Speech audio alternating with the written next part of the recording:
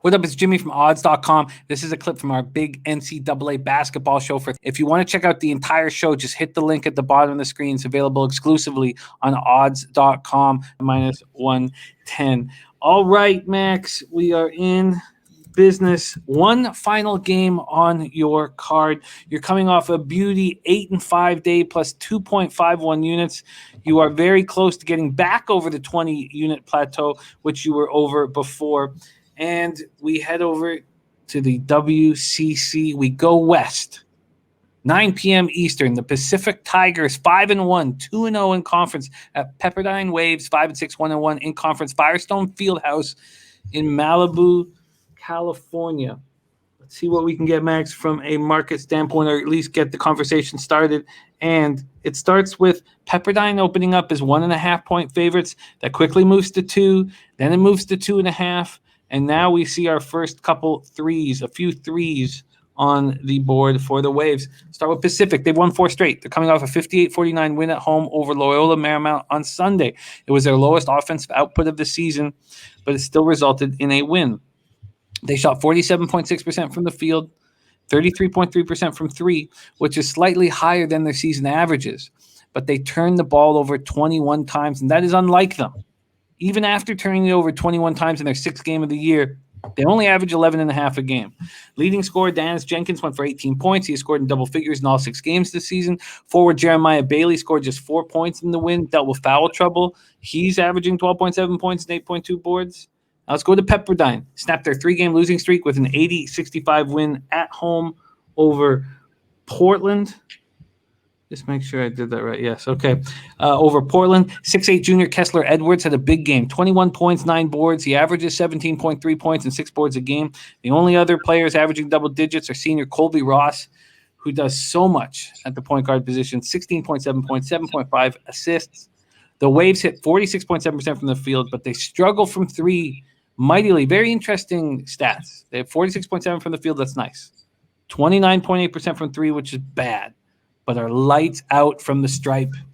80.3% from the foul line. Max, your last game on the card, Pacific Tigers, Pepperdine Waves. Let's go.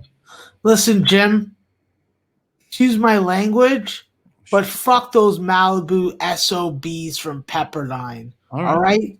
Colby Ross, as great as those numbers look, Jim, those numbers were way better last year.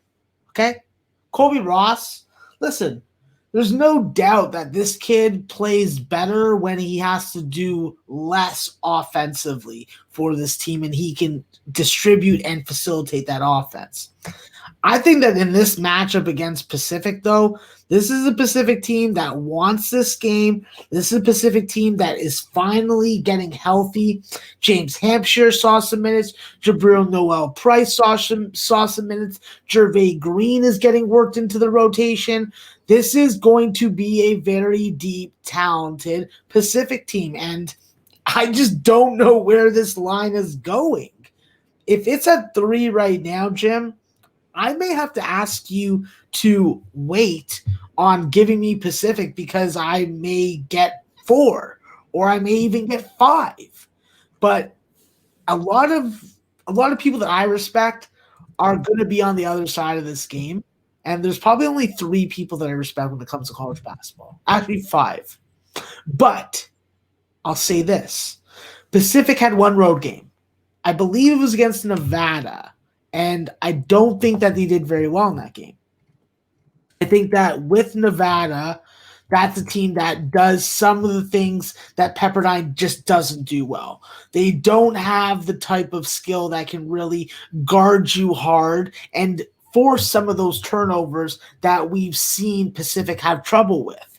I think that with Pacific, what you have to be aware of is the fact that this is a team in flux. There's a different guy every night that can give you a good game, whether that be Pierre Crockwell, whether it be Denise Jenkins, whether that be Jeremiah Bailey.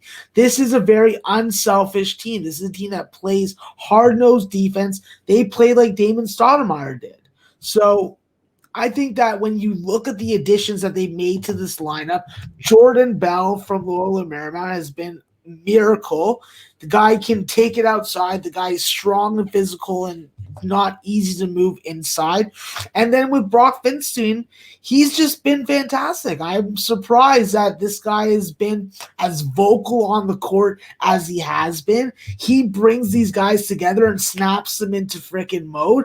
And I like that, you know. He's a real captain and floor general on the floor, and he's seeing starter minutes. He's seen 30 plus. This is what he wants, and he's proven that he can do it. He's playing and guarding without fouling. He's not turning the basketball over. I think that this is a spot where Pacific is going to beat Pepperdine. I think that, Jim, we should hold out because we're probably going to get a better number if we wait. But I'll say this. I don't think that this game is going to be highly offensive either. I think that with Pepperdine, we've seen them struggle, and it's all about what you get out of the supporting cast. Because frankly, if Pepperdine gets a good effort from Kessler Edwards and Kobe Ross, well, what else are you going to get? Because as far as I'm concerned, I really haven't been able to trust Cedric Altman or Daryl Polk or Jade Smith or even to an extent freaking Skylar Chavez, who hasn't been in the lineup recently. I think that Kenny Chiwuka, the Pittsburgh transfer, he had a beautiful game last time out, 14-7, but that's not going to repeat itself on a game-to-game basis. And he's not going to repeat itself against Pacific, who has good, strong, capable front court players. In my opinion, this number is off. I expect it to slide some more if it's already at 3 at almost 1 a.m. And I'm also looking at the total. I think that this is just a little too high. I would have lined this somewhere in the 132 to 134 range. So there's a lot of value, and I'm going to jump on the under also. Full under 138 at minus 110. That's available across the board right now at these legal license books. Under 138 at minus 110, and we are going to wait on the Pacific Tigers to see if we can get Max higher than 3 because it's rising. It is rising. Great looking card, Max. You started the week beautifully, 8-5 plus 2.51 units. You'll be back in action with us on Friday evening for Saturday's card. Let's